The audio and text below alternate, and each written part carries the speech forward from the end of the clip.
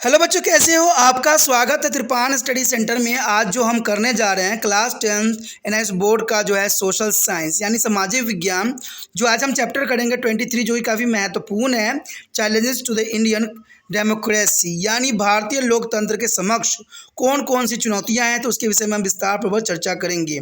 ये टॉपिक कई मायने में हर एक क्लास के बच्चों के लिए महत्वपूर्ण रहेगा, चाहे वो सीबीएसई में पढ़ते हों, चाहे एनआईएस बोर्ड के बच्चे हों, चाहे यूपी बोर्ड के बच्चे हों, चाहे बिहार बोर्ड के बच्चे हों, इवन कि जो बच्चे कॉम्पिटिशन तैयारी कर रहे हैं उनके लिए भी ये काफ़ी महत्वपूर्ण रहेगा और काफ़ी ज़रूरी भी रहेगा। लेकिन आपको पता है, चैप्टर स्टार्ट करने से पहले एक बात जो मैं हमेशा कहता हूँ, जिसको आपको सोचना भी चाहिए, विचार भी करना चाहिए, इवन अमल भी करना चाहिए, वो ये है कि जब भी वीडियो देखिए पूरा देखिए, क्योंकि अधूरा जानकारी सदैव खतरनाक होता है। साथ में एक इंपॉर्टेंट बात ये भी रहता है, अगर आप पहली बार वीडियो देख रहे हो तो लाइक शेयर सब्सक्राइब करना मत भूलना, क्योंकि दोस्तों लाइक कीजिएगा तो बनाने वाले का मनोबल बढ़ता है, सब्सक्राइब कीजिएगा तो इससे ये होता है कि जब भी मैं कोई वीडियो डालूंगा उसका नोटिफिकेशन आपको समय रहते मिल जाएगा। और देखिए, शेयर का मतलब ये होता है कि आपके थ्रू न जाने किन बच्चों को हेल्प मिल जाए, ये आप भी नहीं जानोगे, इसलिए जो है आप शेयर जरूर करो, ठीक है। व्हाट्सएप स्टेटस पे भी लगाओ। दोस्तों एनआईएस सेंटर जो है कई मानने में बहुत से बच्चों के लिए हेल्पफुल है, चाहे वो 8th क्लास हो, 9th 10th 11th 12th हो, चाहे वो एनआईएस बोर्ड के बच्चे हों, ठीक है, चाहे बीए एमए के बच्चे हो, सभी क्लासों के लिए कुछ ना कुछ जो है त्रिपान सेंटर में उपलब्ध है। तो इसलिए आपके लिए ज़रूरी है कि आप सब्सक्राइब करके इसको चैनल को जो है सेव कर लो, नहीं तो बाद में अगर रिसर्च करोगे तो शायद आपको ये चैनल प्राप्त ना हो। तो इसलिए सोचना नहीं, विचार नहीं करना है, सब्सक्राइब करके जो है अपने पास सेव करना है। दोस्तों ये तो बात था आपके लिए, लेकिन आप देखते हैं हमारा आज टॉपिक क्या है। हम आधुनिक युग में आ गए हैं, लेकिन फिर भी जो चीज़ को तोड़ना चाहिए उसका बंधन हम आज तक नहीं तोड़ पाए हैं, और ये हमारे जीवन को तहस नहस कर रहा है। जैसे दोस्तों हम बात कर रहे हैं आज गरीबी की। चलिए गरीबी पे देखते हैं और क्या कह सकते हैं। कहते हैं गरीब होना एक बहुत ही दुखदायक परिस्थिति है, और गरीबी का मतलब होता है कि आपको 2 वक्त के खाना ना मिलता हो, 2 वक्त के कपड़े नहीं मिलते हों, और आपको मकान रहने की जगह ना मिलता हो, उसे गरीबी कहते हैं। ये काफ़ी दुर्भाग्यपूर्ण है कि हम आधुनिक युग में भी आ गए हैं, फिर भी ये गरीबी शब्द जो है हमारे भारत से नहीं जाता है। और मैं आपको बता दूं कि भारत में एपीएल बीपीएल कार्ड धारकों की शक्ति और कहते संख्या इतनी अधिक है कि चिंता में आपको डुबा सकता है। कहते हैं एपीएल बीपीएल ये बहुत ही गरीब व्यक्तियों को जो है रिप्रेजेंट करता है, और भारत में देखा जाए तो इसकी संख्या इतनी है तो आपको ऐसे लगेगा कि भारत में तो सारे व्यक्ति गरीब हैं। आखिर ऐसा क्यों? क्या सरकार की नीतियों में कुछ गड़बड़ी है? क्या सरकार सही से एनालाइज नहीं कर पा रही है? बहुत सी ऐसी बातें हैं जिस पे हम प्रकाश यहाँ पर डालेंगे और समझने की कोशिश करेंगे। सामान्यतः कहा जाता है कि एक भूखे इंसान के लिए वोट से अधिकार का कोई मतलब नहीं है, और कोई व्यक्ति भूखा है तो उसको वोट से कोई मतलब ही नहीं है। हम वोट क्यों दें? हमारा पेट भूखा है, हम भूखे पेट को जो है हम खाना इसमें डालेंगे, हम वोट क्यों दें? वोट दे के मुझे मिलेगा क्या? वही सरकार, वही फिर हमारे लिए घटिया रूल रेगुलेशन। तो भूखे को तो कहते हैं भूख मिटाना है, और इसके लिए प्रथम आवश्यकता है उसकी भोजन। अंत गरीब को लोकतंत्र का सबसे बड़ा अभिश्राप माना गया है, यानी गरीबी को लोकतंत्र का सबसे बड़ा अभिश्राप माना है। तो आप सोचिए, इतने सारे एपीएल कार्ड, इतने सारे बीपीएल कार्ड भारत में हैं, जिसकी गणना आप करके थक जाओगी। आखिर ऐसा क्यों?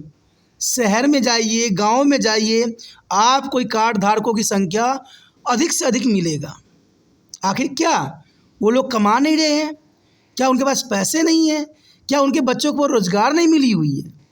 ये बहुत सी बातें हैं जो आपके समक्ष आता है, और सरकार इस पे कदम नहीं उठाती है, क्योंकि उनको पता है कि जब हम चावल फ्री कर देंगे लोगों को, आटा लोगों को देंगे फ्री में, दाल देंगे हम फ्री में, तभी लोग जो है मुझे वोट देंगे फ्री में। क्योंकि यही तो नीति है। भारत क्यों नहीं डेवलपमेंट कंट्री बन रहा है, क्यों नहीं विकसित बन रहा है? ये बड़े बड़े नेता लोग अपनी वकालत करते रहते हैं कि आप मुझे सत्ता में लेके आओ, मैं भारत को जो है गरीबी से मुक्त करूँगा। लेकिन मुझे पता है कि जब वो सत्ता में आ जाएंगे तो वही प्रलाप गाएंगे जो दूसरा नेता अपना रहे हैं। वो भी चावल फ्री करेंगे, दाल फ्री में देंगे, आटा फ्री में देंगे, ठीक है, एजुकेशन फ्री करेंगे, सब कुछ फ्री करेंगे। लेकिन उनको पता है कि जब यहाँ से थोड़ा सा आगे वो बढ़ेंगे तो सब कुछ हम वसूल लेंगे। मतलब नहीं समझे आप। मान लीजिए आपको 5 किलो चावल मिला या आटा मिला या गेहूँ मिला, आप 5 किलो कितने दिन खाइएगा? बाज़ार में तो आपको जाना ही पड़ेगा खरीदने के लिए। और जब आप जाइएगा तो जो कीमत पहले 10-20 रुपया था और वही आपको 50 रुपये मिलेगा। सरकार ने वसूल लिया ना आपसे। उसमें जो है उनका, जहाँ पर वो 1% 2% टैक्स लगाते थे, वहाँ पर वो 10% टैक्स लगा लिया, कर लिया ना सारा वसूली। यही बात आपको समझ नहीं आ रहा है कि गरीबी, हमारा देश गरीब नहीं है, हमारे देश को गरीब बनाए रखने की एक साजिश है। और ये साजिश बड़े बड़े नेता लोग अपनी सत्ता बचाए रखने के लिए करते हैं। मैं तो इसलिए भी दुखी हूँ कि बड़े बड़े अफसर जो लोग सब होते हैं, यही बातें पढ़ के आगे जाते हैं और अपना पद संभालते हैं, लेकिन वो भी जाके उसी चीज़ों में लिप्त हो जाते हैं, जो कि बहुत बड़ी दुर्भाग्यपूर्ण बात है। मैं चाहता हूँ कि भारत विकसित हो जाए, ये नहीं कि विकासशील रहे। और विकासशील रहेगा तब तक जब तक भारत से गरीबी ख़त्म नहीं होगा, बेरोज़गारी ख़त्म नहीं होगा। और ये शायद पिछले 50 या 100 वर्ष तक भी ख़त्म नहीं होने वाला है। कारण यही है कि नेता लोगों को अपनी सत्ता बनाना है और सत्ता में रहना है, और इसके लिए जो है वो हर संभव कोशिश करेंगे जो उनको बनता है। और ये सभी प्रकार के वचनों एवं असमानताओं का मूल कारण बन गया है, और ये लोगों के स्वास्थ्य एवं भरपूर जीवन जीने के अवसरों को नकारने का समान है। निसंदेह भारत को ब्रिटिश उपनिवेश शासन के शोषण के कारण गरीबी विरासत में हमें मिली है, लेकिन देखा जाए तो अभी कहते ब्रिटिश उपनिवेश को गया हुआ 50 यानी 75 वर्ष से ऊपर हो गया आज़ाद हुए हमें, लेकिन फिर भी हम वही प्रलाप गा रहे हैं। कहते हैं जब भारत आज़ाद हुआ तो कई देश आज़ाद हुए, और वो देश सब आज विकसित हैं, संपन्न हैं। आपको जान के हैरानी होगा कि कभी अमेरिका भी गुलाम था इंग्लैंडों का। ऐसे बहुत से देश थे, गुलाम थे। अमेरिका की बात छोड़िए, बहुत से देश थे, और आज देखिए वो देश सभी देशों पर राज कर रहे हैं। क्यों? क्योंकि वहाँ पर अधिक पार्टियाँ नहीं होती, वहाँ रूल रेगुलेशन अधिक नहीं होता, वहाँ पर हर चीज़ सुचारू रूप से की जाती है। तो ये महत्वपूर्ण रहा ना। आपको पता होना चाहिए कि अमेरिका में भी इतने इलेक्शन नहीं होते जितने भारत में होते हैं। अरे हम लोकतांत्रिक है तो इसका मतलब ज़रूरी है कि हर क्षेत्र में हर जगह पर आप इलेक्शन ही करवाते रहो। और सबसे अधिक करप्शन और गरीबी के कारण इलेक्शन है, क्योंकि सारा पैसा बड़े बड़े नेताओं के जेब में चला जाता है, और उनके जेब में ना भी रहे तो ये बड़े बड़े कंपनियों को गलत काम करने की पूरी छूट देते हैं, और बाद में ये कंपनियां उनको जो है जिताने में सारे पैसे झोंक देती हैं। और आपने टीवी फिल्मों में भी ऐसे देखते ही होगी, और ऐसी बात अक्सर चलता ही रहता है। लेकिन यह आज सबसे बड़ी गंभीर समस्या बनी हुई है। आज भी भारत जनसंख्या एक बड़ा हिस्सा गरीबी रेखा के नीचे रहता है। जैसे BPL आप कहते हैं, BPL तो कहते हैं पूरे ही क्षेत्र में आपको मिल जाएगा। मैक्सिमम बंदे जो है BPL कार्ड बनवा रखे हैं। अब सोचिए, ये कार्ड गलत बनवा रखे हैं कि ये अपनी सत्ता बचाने के लिए उन लोगों को जो है इस कार्ड का जो है फ़ायदा दे रहे हैं। आज चले जाइए किसी भी गांव, किसी भी क्षेत्र में, तो आपको देखिएगा कि वो व्यक्ति अमीर है, ज़मीन जायदाद उनके पास बहुत है, फिर भी उन्होंने BPL जो है कार्ड बनवा रखा है, APL कार्ड बनवा रखा है। तो ये किसकी नकारी है? सरकार की है कि आम व्यक्तियों की है? हर व्यक्ति चाहता है हर चीज़ मुझे फ्री में मिल जाए, क्योंकि उनको फ्री का मतलब नहीं समझ है कि वो फ्री उनके लिए बहुत ही नुकसानदायक है, क्योंकि उनको तो पता है कि जो चीज़ मिल गया सो मिल गया। आपने देखा होगा कि शादी ब्याह में लोग खाने पर ऐसे टूट पड़ते हैं जैसे उन्होंने कभी जीवन में खाया ही ना हो, और ऐसे खाना बर्बाद कर रहे होते जैसे उन्होंने कभी खाना देखा ही ना हो, क्योंकि वो तो फ्री में होता है ना। तो ये कितनी बड़ी दुर्भाग्यपूर्ण बात है। और ऐसे ही हमारे देश में भी हो रहा है, जहाँ फ्री की बात आती है सब लोग जो है पागलों की तरह उस सरकार के पीछे भाग जाती है। लेकिन दोस्तों ये गलत है। कहते हैं बिना मेहनत के तो कहते हैं मुंह में खाना भोजन भी नहीं जाता। बिना मेहनत के मुंह में तो एक भोजन का निवाला भी नहीं जाएगा, तो फ्री में कैसे चला जाएगा कुछ भी? फ्री की चीज़ तो कभी हजम भी नहीं होता। हमारे देश में गरीबी होने का सबसे बड़ा कारण इन्हीं चीज़ों में है। भारत में इलेक्शन दूर किया जाए, इतने अधिक इलेक्शन ना हो, ये BPL APL कार्ड की सरकार जो है निष्पक्षपूर्ण जो है जांच करे, और लोगों के सही जो रूल रेगुलेशन उसके रिगार्डिंग उनको पता करे, तब जाके देखा जाए तो भारत काफ़ी विकसित हो सकता है। और विकसित क्या, भारत तो है ही विकसित, लेकिन इसको तो विकासशील दिखाया जा रहा है। गरीब रेखा तात्पर्य है कि आय का ऐसा स्तर जिसके नीचे रहने वाले व्यक्ति अपने भोजन, कपड़े, मकान की आवश्यकता को पूरा नहीं कर सकता। क्योंकि जनरल सी बात है, गरीब रेखा उसे कहते हैं जो अपने 2 वक्त की रोटी नहीं इकट्ठा कर सकता, कपड़ा नहीं ले सकता, मकान न हो, उसे गरीब कहती हैं। तो देखिए, गरीबी के कारण बेरोजगारी भी बनती है, और बेरोजगारी का कारण क्या है, सरकार की नीतियां हैं। सरकार आए दिन पोस्ट निकालती रहती है, और आधे से अधिक करप्शन के रिगार्डिंग बड़े बड़े बच्चों को जो है, बड़े बड़े मंत्रियों के बच्चे, बड़े बड़े साहूकारों के बच्चे, बड़े बड़े लोगों के बच्चों को जो है वो पोस्ट प्रदान कर देते हैं, और ये पोस्ट बिकता है। मैं कहता हूँ, अगर आप इंक्वायरी करो, अगर आप छल वेश धारण करके अगर आप ऐसा कुछ ऑफिस में जाओ और देखो, पैसा की आप लालच दो और देखो 100% आपको वहाँ पर जॉब के अवसर जो है आपको ऑफ़र दिया जाता है कि नहीं। आप कहीं भी चले जाओ, किसी भी बच्चे से पूछो, कोई भी विभाग में जाओ, आपको पहले इतने पैसे जमा करने पड़ेंगे, देने पड़ेंगे, तभी जॉब निश्चित होगा। मैंने हर बच्चों से ये बात सुना है, जाना है।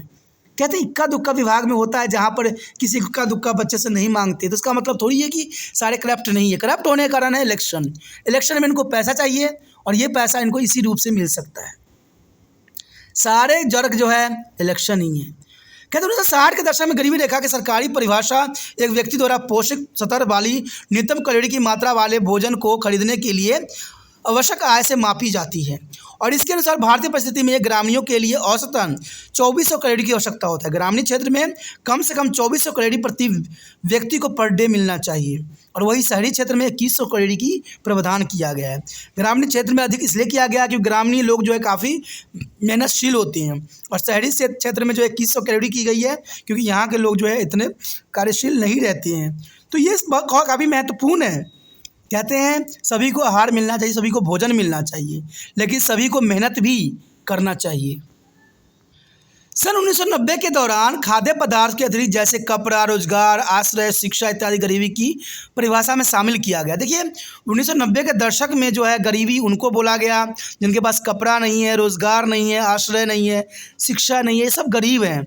और देखिए जो बच्चे के पास शिक्षा नहीं, जिनको पास समझ नहीं, क्या वो गरीब नहीं है? तो देखा जाए तो आज गरीबी रेखा से हम कैसे ऊपर निकल सकते हैं, संभव ही नहीं है, और ये बहुत ही दुखदायक परिस्थिति है। ठीक है, कहते हैं नीतियों के कारण जो है भारत गरीब हो रखा है।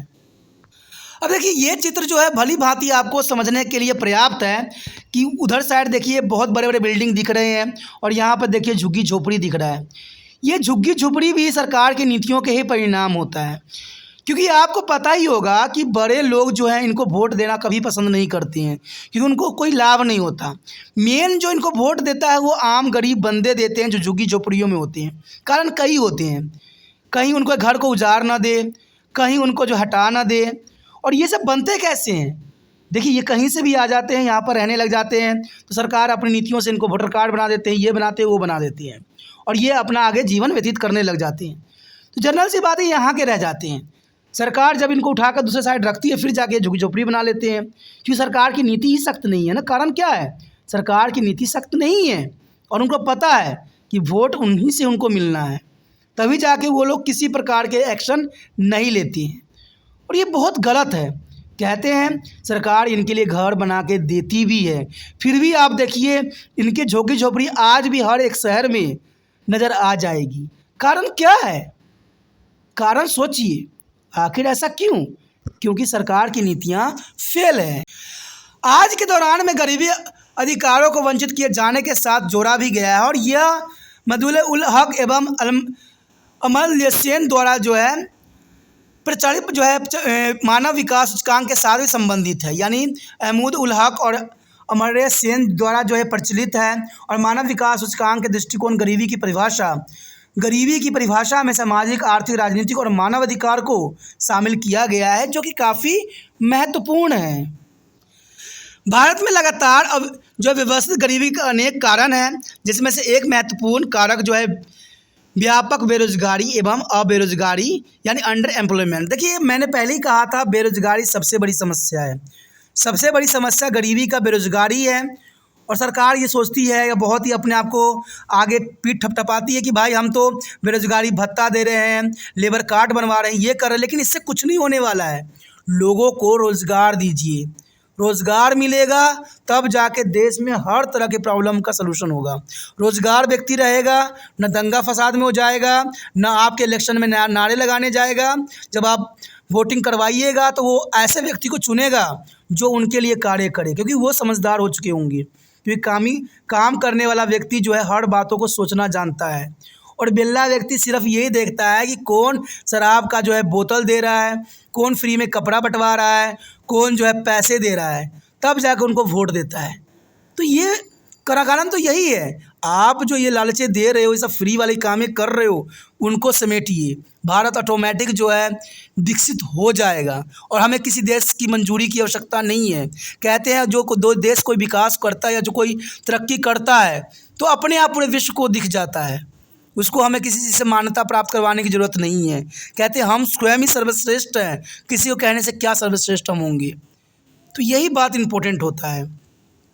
ग्रामीण क्षेत्र में बड़ी संख्या में लोगों के पास नियमित एवं पर्याप्त काम नहीं है, जो कि बहुत बड़ी विडंबना है, और ये सदैव बना ही रहेगा, ये मेरा विश्वास है। क्योंकि राजनीतिक नेता कभी सुधर सकते नहीं हैं, और न ये बेरोजगारी दूर कभी हो सकता है।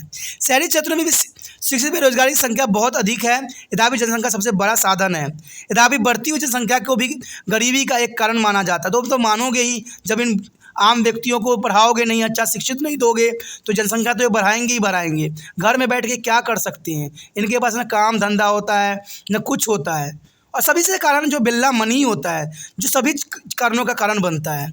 वास्तव में आर्थिक विकास की प्रक्रिया सामाजिक न्याय सुनिश्चित करने में असमर्थ रही है। सारे जितना भी सामाजिक न्याय सुनिश्चित किया गया है सब असमर्थ है, क्योंकि कारण क्या है? बेरोजगारी।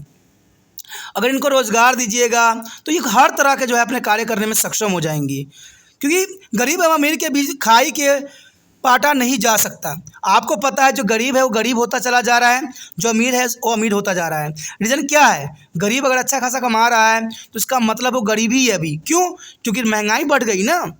आपका पैसा बेशक लिए आप सोचोगे कि मेरे पे तो 15-20 हज़ार तनख्वाह हो गया है, लेकिन महंगाई भी तो बढ़ गई, और अमीर के तो अमीर ही रहेंगी। वो तो जनरली सी बात है, उनको तो सरकार का जो है आश्रय मिल जाता है, छत्र छाया मिलता है, तो अमीर लोग तो है अपना ग्रोथ तो दिखाएंगे ही दिखाएंगे। आपने देखा होगा कि बड़े बड़े लोग जो होते हैं बड़े बड़े फैक्ट्रियाँ, बड़े बड़े मॉल खोलते हैं, और आम गरीब बंदे उनमें जाकर काम करते हैं। और आम गरीब बंदे कभी इतने बड़े मॉल नहीं खोल सकते। कारण क्या है? उनके पास सुविधाएँ नहीं है, कुछ नहीं है उनके पास, ना उनके पास शिक्षा है। पढ़ने भी जाते हैं, गलती से वो फेल हो जाते हैं तो माता पिता कहते हैं बेटा बैठ जा घर पे, काम कर ले, काम धंधा कर लेगा तो ज़िंदगी तेरा सुधर जाएगा। यही तो हमारे देश की विडंबना है, और माता पिता की सोच ही यही है। बच्चा नहीं पढ़ रहा है तो माँ बाप उसको जोर नहीं देंगे, कहेंगे नहीं, और माँ बाप भी क्या करें? बच्चों को जोर देंगे तो माँ बाप बच्चे ये कहेंगे मैं तो फांसी पे लटक जाऊँगा, मैं तो कूद जाऊँगा। तो बच्चे की मानसिकता भी बदल गई है। तभी तो आज कोई किसी को कुछ भी करने को तैयार नहीं है। स्कूल में भी एक थप्पड़ मारने को तैयार नहीं है टीचर सब, क्योंकि टीचरों को भी पता है इनको मारेंगे तो इनके माता पिता आ जाएंगे, और माता पिता तरह तरह की बातें करने लग जाएंगे। टीचरों भी यही कहते जो पढ़ता है पढ़ो, नहीं पढ़ना है ना पढ़ो, हम तो भाई अपना काम आए, अपना हमारा ड्यूटी में लग गए, हम क्या करें, हमारा तो कहानी ख़त्म है, हम तो अपना करेंगे, हम तो चले जाएंगे। जिन बच्चों को पढ़ना है पढ़ ले, जिनको ना पढ़ना है ना पढ़े। आप यही कारण है जिसकी वजह से कोई कुछ नहीं कर पा रहा है, और इस वजह से जो है भारत में गरीबी बढ़ता चल जा रहा है, गरीब गरीब होता जा रहा है, अमीर अमीर के बीच खाइयाँ बढ़ रहा है, क्योंकि गरीब आगे पढ़ लिख नहीं रहे हैं, क्योंकि गरीबों के लिए हर चीज़ महंगा हो चुका है। आज तो किताब से लेकर कॉपी तक देखिए कितने महंगे हैं कि आम गरीब बंदों के लिए पढ़ना भी आजकल दुष्कर्म कार्य हो गया है। क्योंकि आप सोचिएगा कि हम पैसे भी बहुत कमाई हो रहा है, भाई जितना पैसे कमाई हो रहा है उतना खर्च भी हो रहा है, क्योंकि महंगाई भी तो बढ़ता जा रहा है। और महंगाई का बढ़ने का कारण क्या है? आपका फ्री दिया हुआ सारे चीज़ तो हो गया ना, वही बात वहीं पे आ गई। इन सभी कारणों से भारतीय लोकतंत्र के लिए गरीबी एक बड़ी चुनौती बनी हुई है, और ये सदैव बनी रहेगी। मेरा विश्वास है कि 100 सालों में भी ये जो गरीबी के जो चिन्ह हैं वो भारत से मिट नहीं सकती, क्योंकि जब तक नीतियाँ नहीं बदलेगी तब तक भारत से गरीबी नहीं मिटेगी। उसके पश्चात हमारे समक्ष आया बहुत ही महत्वपूर्ण टॉपिक है लैंगिक भेदभाव। जीवन के प्रत्येक क्षेत्र में लड़कियां एवं महिलाओं के विरुद्ध भेदभाव विद्यमान है। हर एक क्षेत्र में आप किसी भी समय काल में चले जाइए, लड़कियों और महिलाओं के साथ हमेशा भेदभाव ही हुआ है, और उनके साथ हमेशा दुर्व्यवहार ही हुआ है, और आज से नहीं पुरातन समय से चलता आ रहा है। आपने देखा होगा पुराने समय में बहुत सारे औरत रखने की प्रावधान था, बड़े बड़े लोग रखते थे, तो लड़कियों के साथ दुर्व्यवहार ही होता था। आपको हमारे समाज और राजनीतिक लैंगिक भेदभाव का अनुभव हुआ होगा, लेकिन हम जानते हैं कि लैंगिक असमानता लोकतंत्र का एक प्रमुख सिद्धांत रहा है, जो बहुत दुखदायक परिस्थिति है। भारतीय संविधान राज्य में यह दायित्व डालता है कि पुरुष एवं महिलाओं के बीच समानता हो और महिलाओं के विरुद्ध कोई भेदभाव न हो। देखिए, हर क्षेत्र में रूल रेगुलेशन बना हुआ है। भारतीय संविधान में साफ लिखा हुआ है कि महिलाओं और पुरुषों में कोई भी असमानताओं की दूरी न हो, दोनों इक्वल हैं और दोनों में कोई भेदभाव नहीं करना चाहिए। कहते हैं अगर भेदभाव कीजिएगा तो देश सही रूप में नहीं चल पाएगा, क्योंकि महिला और पुरुष जो होते हैं एक साइकिल के दो पहिए होते हैं। कहते हैं अगर एक पहिया टूट जाए तो दूसरे का कोई अर्थ नहीं है। जब तक आप महिलाओं को सम्मान नहीं दीजिएगा, पुरुषों को भी सम्मान नहीं मिलेगा। तो ये काफ़ी महत्वपूर्ण है, क्योंकि आपको पता है ये जरूरी भी है। मौलिक अधिकार, मौलिक कर्तव्य एवं राज्य के नीति सिद्धांत भी इस आशय को बहुत ही स्पष्ट करती हैं। हमारे संविधान के हर क्षेत्र में इस बात को भली भांति उजागर किया गया है। अब देखिए, इस चित्र में कितनी महत्वपूर्ण बात को जो है साफ दर्शाया गया है कि लड़का है तो स्कूल भेजिए, लड़की है तो घर को काम कराइए। ये क्या विडंबना है भारत की। कहते हैं कभी हम इन चीज़ों से निकल पाएंगे, जो ये लैंगिक भेदभाव हो रहा है, कभी हम इससे हम दूर हो पाएंगे, क्योंकि इंसान की सोच नहीं बदल रही है। अगर किसी औरत को, किसी लड़की को अगर अच्छा शिक्षा दीजिएगा तो वो भी आपका सहारा बन सकती है, क्योंकि उसके पास भी बहुत शक्तियाँ हैं। आजकल के लड़के भी देखते हो, वो भी सहारा बनते हैं, पुराने समय बन रहे हैं, लेकिन आज लड़के भी जो है गलत राहों पर जा रहे हैं और माता पिता के लिए सरदर्द बन जाते हैं। तो ये कितनी बड़ी विडंबना है। मैं ये नहीं कहता कि आप लड़कियों को प्रायोरिटी अधिक दो, लड़कों को कम दो, लेकिन ऐसा कुछ नहीं है। आप दोनों को सामान्य दो। कहते हैं आपने दोनों बच्चों को जन्म दिया है, तो दोनों के साथ जो है सामान्य अधिकार, सामान्य बातें, सामान्य हर चीज़ करने की आवश्यकता है। उनके साथ भेदभाव नहीं कीजिए, ठीक है। जो शिक्षा आप लड़की को दे रहे हो वही शिक्षा लड़कों को भी दीजिए। देखिए, आपका जो, क्योंकि आपके लिए दोनों ही आपके ही बच्चे हैं, आपका ही खून है, कोई अलग नहीं है। फिर ऐसा भेदभाव क्यों। और इस चित्र में तो क्लियर इस बात को दर्शाया गया है। कहते हैं हमारे देश में इसी प्रकार की जो है स्थिति देखने को मिल रही है। किसी भी क्षेत्र में चले जाइए, लड़का लड़की के साथ भेदभाव होना आम बात बन गई है। और ये आम गरीबों में नहीं, इसलिए गरीब तो गरीब ही होता है, ये तो मिडिल क्लास के लोगों में भी इसी तरह के प्रावधान है। लड़कियां एक बार फेल तो हो जाए, माँ बाप यही कहेगी चलो बेटा आपको शादी करा देते हैं, चलो बेटा आप घर में बैठो। लड़का फेल हो जाए, चलो बेटा आपको पढ़ाएंगे, दोबारा कोशिश करो। फिर फेल हो गया, बेटा कोई बात नहीं, दोबारा कोशिश करो। आखिर ये किस तरह के आज की मानसिकता है। मैं ये पुरानी बात नहीं बता रहा हूँ, आज की बता रहा हूँ। आपके घर में भी कोई लड़कियां फेल हो जाएगी, 100% देखिएगा उसको बैठा दिया जाएगा। और लड़के फेल हो जाएं, कोई बात नहीं बेटा, कोशिश करते रहो, हो जाओगे ज़रूर सफल। सोचिए, विचार कीजिए कि आज आधुनिक युग में आने का हमारा क्या फ़ायदा हुआ। लेकिन देखा जाए तो लड़कियों के विरुद्ध भेदभाव जीवन की एक सच्चाई है जो बदल नहीं रही है। और यह लिंग अनुपात, बाल लिंग अनुपात और जच्चा मृत्यु दर जो है स्पष्ट प्रतिबिंबित करती है। क्योंकि भारत में देखा जाए तो लिंग अनुपात जो है बिल्कुल ये बात क्लियर करती है। 1901 में पुरुषों की तुलना में महिलाओं की संख्या निरंतर होता है, और 1901 में पुरुषों की तुलना में महिलाओं की संख्या निरंतर घट ही रही है। देखिए, हम आधुनिक में हम शिक्षित होते जा रहे हैं, और ये अनुपात जो महिलाओं के साथ दुर्व्यवहार का दर्शाता है वो घटता ही चला जा रहा है। 1901 में जो है लिंग अनुपात प्रति 1000 पुरुषों पर जो है 972 थी, जो कुछ आसपास थी। लेकिन आप हैरान हो जाओगे कि 991 में घट कर प्रति 1000 पुरुष जो 927 रह गया। अब देखिए कितनी बड़ी विडंबना है। और 2011 की जनगणना के अनुसार यह प्रति 1000 पुरुषों पर 940 का है। यानी दिखाता ये बात साफ है कि आज के माता पिता जो हैं बिल्कुल ही अनपढ़ हैं। क्योंकि देखिए अनुपात कितना घट गया है, वो लड़का लड़की में कितने भेदभाव करते हैं। और इसका सबसे बड़ा कारण है ये टेक्नोलॉजी में पहले ही पता लग जाता है कि लड़का है कि लड़की है, और वो जो है बच्चे को जो है लड़की जो है शिशु है उसको मृत्यु के गोद में सुला देते हैं। बेशक सरकार ने इस पर जो है बैन लगा रखा है कि लिंग का पता करना कानूनी अपराध है, लेकिन मैं एक बात जानता हूँ, सरकार हर जगह नहीं होती। अगर पुलिस के पास कंप्लेंट करवाने इस बात के लिए जाओ तो पुलिस भी कुछ भी नहीं करती, और ये हर जगह पर हो रहा है। क्योंकि उनको तो सिर्फ एक ही चीज़ चाहिए, पैसा। पैसा मिल गया, पैसा देखो दो, तमाशा देखो। ये बहुत बड़ी विडंबना है। जनगणना के ने जो देखा जाए तो हरियाणा में लिंग अनुपात को बहुत ही कम, अर्थात 1000 पुरुषों पर सिर्फ 977 स्त्रियां दर्शाई गई है। देखिए ये कितनी बड़ी विडंबना है भारत की, कि हरियाणा राज्य में 877, जो कि बहुत ही निचले स्तर पर है। और मैं एक बात सच्चाई आपको बता दूं कि सबसे अधिक लड़कियां जो इंटरनेशनल लेवल पे अपने आप को साबित किया है तो वो सिर्फ हरियाणा के ही है। ये बहुत बड़ी विडंबना है।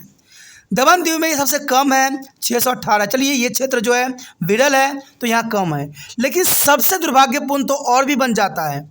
दिल्ली में 866 है। आप देखिए दिल्ली भारत की राजधानी है और फिर भी इसकी दशा देखिए, क्या दशा दिखा रही है। आप सोच रहे होंगे कि यहाँ पर लोग माइग्रेट करके आते हैं तो जो स्त्रियों को गांव में छोड़ देते हैं, पुरुष यहाँ कार्यरत के लिए आते हैं, लेकिन फिर भी इनको छोड़ दिया जाए तो मैंने कहा ना, जो पढ़े लिखे लोग हैं उनमें ये मानसिकता है। वो कभी भी पढ़ाई लिखाई ढंग से नहीं करते हैं कि पुरुष स्त्री सामान्य हैं। आप किसी भी विद्यालय में आजकल के समय में चले जाओ, पुरुष कम पढ़ा रहे हैं, स्त्रियां अधिक पढ़ा रही है, फिर भी स्त्रियों की दशा ये है। और ये पुरुष नहीं कर रहा है, ये लिंग अनुपात जो घट रहा है इसका कारण पुरुष नहीं है, स्त्रियां स्वयं ही है। वही अपना गर्भ को ख़त्म करवा देती है। अगर लड़कियां खड़ी हो जाए तो उनका किसी का हिम्मत है कि उनको खिलाफ बोल दे। सरकार है, कंप्लेंट करवाइए, कंप्लेंट नहीं सुनता। सिंपल सी बात है, ऐसा कुछ कीजिए कि दुनिया को समझ में आ जाए। औरतें ही ऐसा करवाती है। दादा दादी घर में होगा, नाना नानी होती, यही कहते हैं लड़का नहीं हुआ, लड़का नहीं है। अरे लड़का को क्या करना है भाई, सब एक बार बराबर है। और ये बुजुर्ग लोग ही ऐसा बातें करती हैं, और भी महिला को पता है लड़के की कितनी ज़रूरत पड़ती है, कितनी उनको इम्पोर्टेंट होता है कि लड़का शिशु इतना इम्पोर्टेंट उनके जीवन को कर देता है। जबकि सबसे अधिक जो उनको सर दर्द कराता है लड़के ही कराती हैं।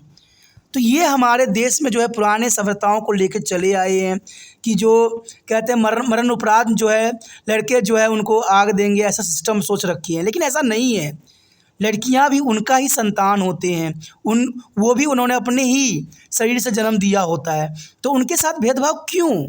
ये गलत है, इनकी विचार बदलने की ज़रूरत है। और ये बात पढ़े लिखे लोग भी कर रहे हैं। आए दिन देखिएगा पढ़े लिखे लोग जो होंगे अल्ट्रासाउंड करवाएंगे, ये करवाएंगे, इवन कि जो भी रास्ता उनको दिखता है बच्चे का पता करने का, वो सभी राह अपनाएंगे। और ये पढ़े लिखे लोग ही कर रहे हैं। आम लोगों के पास तो इतना पैसा ही नहीं होता कि वो अल्ट्रासाउंड करवाने किसी हॉस्पिटल में जाए। ये सब कारण जो बना है वो है अमीर लोगों ने भारत में जो है स्त्रियों की जनसंख्या को कम किया है। शिशु लिंग अनुपात भी गंभीर चिंता का विषय है और सन 2011 जनगणना के अनुसार भारत में शिशु लिंग अनुपात 6 वर्ष तक प्रति जो है 1000 लड़कों पर मात्र 914 लड़कियां ही थी। और यह अनुपात प्रति 1000 लड़कों पर जो 927 लड़कियों की 2001 की गणना से कम हुआ है। तो आप समझ सकते हो कि हम बेशकली जो है आधुनिकता युग में जा रहे हैं, लेकिन हमारे जो सोच है, ठीक है, जो देश की भविष्य है वो बेकार होता जा रहा है। समाज में लड़कों को प्राथमिकता दिया जाता है, जन्म से ही लड़कियों के प्रति भेदभावपूर्ण व्यवहार एवं लड़कियों को हत्या एवं कन्या भ्रूण हत्या इसकी गिरावट के प्रमुख कारण बना है। और ये देखा जाए तो बड़े लोगों में ही ये बात देखने को मिला है, क्योंकि ये जो है पहले ही अल्ट्रासाउंड में पता करवाने की कोशिश करते हैं। और ये देखा जाए तो कुछ राज्यों में जो है धड़ल्ले से चलता है और यहाँ पर सरकार सुध तक भी नहीं लेती। सरकार के नाक के नीचे ही सारे कार्य होता है, लेकिन सरकार भी कहती है भाई हमें क्या लेना देना। और इवन कि जो सरकार जो पढ़े लिखे लोग होते हैं, जिनको पता है कानून क्या है, वही ये कार्य कर रहे होती हैं। आधुनिक तकनीक ने लोगों के जो है माताओं के मादा शिशु का जो है गर्भपात कराने हेतु मजबूर कर देती हैं। कहते हैं कहीं कहीं तो खुद ही करवा लेते हैं और कहीं कहीं तो मजबूर भी किया जाता है। तो दोनों परिस्थिति यहाँ बनी रहती है। लड़कों की अपेक्षा लड़कियों का शिशु मृत्यु दर अपेक्षाकृत अधिक है। सन 2004 से 6 में सैंपल रजिस्ट्रेशन प्रणाली के अनुसार जच्चा मृत्यु दर प्रति 1 लाख जन्म पर जो है 254 थी, जिसे अधिक माना जाता है। तो ये बात बहुत ही गंभीर समस्या है कि लड़कियों पर जो है माता पिता इतना ध्यान नहीं देते हैं, जिनके कारण वो मौत के मुँह में समा जाते हैं और देश की जो है लिंग अनुपात घटता ही चला जा रहा है। क्रॉस सोसाइटी ऑफ इंडिया जो देश में मादा शिशुओं की हत्या एवं मादा भ्रूण हत्या के विरुद्ध अभियान चलाती है, 2010 की अपनी रिपोर्ट में लिखा है कि हरियाणा के किस जिले में एक जिले भिवानी में ऐसी 100 दुल्हनों को विवाह हेतु लाया गया था। अब देखिए 100 दुल्हनों को दूसरे क्षेत्र से लाया गया हरियाणा क्षेत्र में। द इकोनॉमिस्ट के 4 मार्च 2010 के प्रिंट एडिशन में इंटरनेशनल में बात लिखी गई थी। तो ये दुर्भाग्यपूर्ण बात है और ये बात काफ़ी ज़रूरी भी है। ऐसे कम से कम 3 राज्य की पहचान कीजिए जिसमें लिंग अनुपात बहुत ही कम है, और ये आपका कार्य करना चाहिए कि 3 राज्य की पहचान कीजिए। एक तो हरियाणा है, और भी देखिए कहाँ जहाँ लिंग अनुपात बहुत ही कम है। और इन जनसंख्या सूचकों के अलावा आर्थिक एवं सामाजिक विकास के संदर्भ में भी लैंगिक भेदभाव बहुत ही स्पष्ट आपको नजर आ जाएगा। भारत में सन 2011 में महिलाओं की साक्षरता दर 65.46% थी, जबकि पुरुषों की साक्षरता दर 82.14% थी। महिलाओं के विरुद्ध रोजगार एवं सार्वजनिक जीवन में प्रत्याशी के क्षेत्र में भेदभाव सदैव होता ही रहा है, और निस्संदेह 1953 में हुए 73वें और 74वें संवैधानिक संशोधन द्वारा पंचायती राज संस्थाएं और नगर पालिका तथा नगर निगमों में महिलाओं के लिए 33% सीटों के आरक्षण के प्रावधान से महिलाओं को राजनीतिक सशक्तिकरण का मार्ग प्रशस्त हुआ है। कहते सरकार ने बेशक लिए अच्छे कदम उठाए हैं और ये बहुत काफ़ी महत्वपूर्ण भी था। यद्यपि समाज में परंपरागत गौण स्थान होने के कारण प्रत्येक क्षेत्र में उनकी सामान्य भागीदारी सीमित हो जाती है, और यह स्थिति कामवेश प्रत्येक वर्ग एवं समुदाय की महिलाओं की है जो इम्पोर्टेंट होती है। संसद में महिलाओं को 33% आरक्षण देने का प्रस्तावित महिला आरक्षण विधेयक का पारित होना अभी शेष है। अब देखिए 33% आरक्षण होना संसद में अभी शेष है, तो इसका मतलब क्या हुआ कि इसमें अभी बहुत रुकावटें हैं, जबकि संसद के दोनों सदनों में महिला प्रतिनिधित्व का अनुपात बहुत ही कम है। कारण यही बनता है कि लोगों की सोच नहीं बदल रही है। देखिए दोस्तों, कहते हैं महिला हो या पुरुष हो, दोनों का सामान्य स्थिति होना चाहिए। कहते हैं स्त्री होना कोई गलत नहीं है, स्त्री महान होती है, क्योंकि स्त्रियों के कई रूप होते हैं और वही समाज को चलाने में महत्वपूर्ण योगदान देते हैं। पुरुष तो देखिए आज हिंसा मार काट में ही सदैव शामिल होते हैं, और महिलाएं हमेशा अच्छी बातों का अनुसरण कराती है। मैं ये नहीं कहता कि पुरुष खराब है, ऐसा कुछ नहीं है। पुरुष भी इम्पोर्टेंट है तो महिलाओं भी इम्पोर्टेंट है, दोनों को सामान्य स्थिति देना चाहिए। और जो पुराने लोग बुजुर्ग हैं उनको भी इस बात को अनुसरण करना चाहिए कि चाहे लड़का हो चाहे लड़की हो, दोनों महत्वपूर्ण हैं।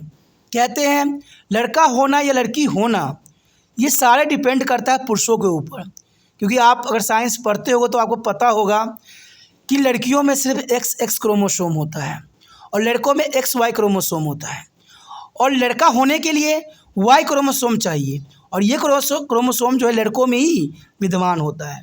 तो इसमें लड़कियों का कोई गलती नहीं होता, इसलिए लड़कियों पर अत्याचार करना भी गलत है, और ये कहते हैं बहुत ही गलत काम है। तो इन सब बातों को अनुसरण करना चाहिए, और पुरुष स्त्री के जो अनुपात है देश में सामान्य होना चाहिए। इससे जो होगा कहते हैं इनकी संतुलन बिगड़े ना। अगर संतुलन किसी चीज़ के बिगड़ता है तो देश को बहुत ही नुकसान होता है। तो ये काफ़ी महत्वपूर्ण टॉपिक था। आगे का टॉपिक और भी महत्वपूर्ण है। अगर आप आगे का टॉपिक देखना चाहते हो, ठीक है, तो आपको चैनल को सब्सक्राइब करना पड़ेगा, तभी आपको अगले वीडियो का नोटिफिकेशन मिलेगा और आप अगले बातों से अनुसरण कर सकोगे। त्रिपाण स्टडी सेंटर बहुत ही महत्वपूर्ण चैनल है। इसमें आपको वास्तविकता से 2-4 करवाया जाता है, क्योंकि कहते हैं सिर्फ शिक्षा होना सही नहीं है, शिक्षा के अंतर्गत देश के बारे में भी जानना और सही मार्गदर्शन करना ये भी महत्वपूर्ण बन जाता है। इसलिए दोस्तों सोचना नहीं है, विचार नहीं करना है, सिर्फ चैनल को सब्सक्राइब करना और जितना हो सके वीडियो को शेयर करना है, जिससे दूसरे बच्चे इस बोर्ड में पढ़ रहे होंगे उनको भी ये वीडियो मिल जाए और वो भी लाभान्वित हो ले। ठीक है, तो पहली बार वीडियो देख रहे थे तो सब्सक्राइब कीजिए, तभी आगे अगला वीडियो का नोटिफिकेशन आपको प्राप्त हो पाएगा।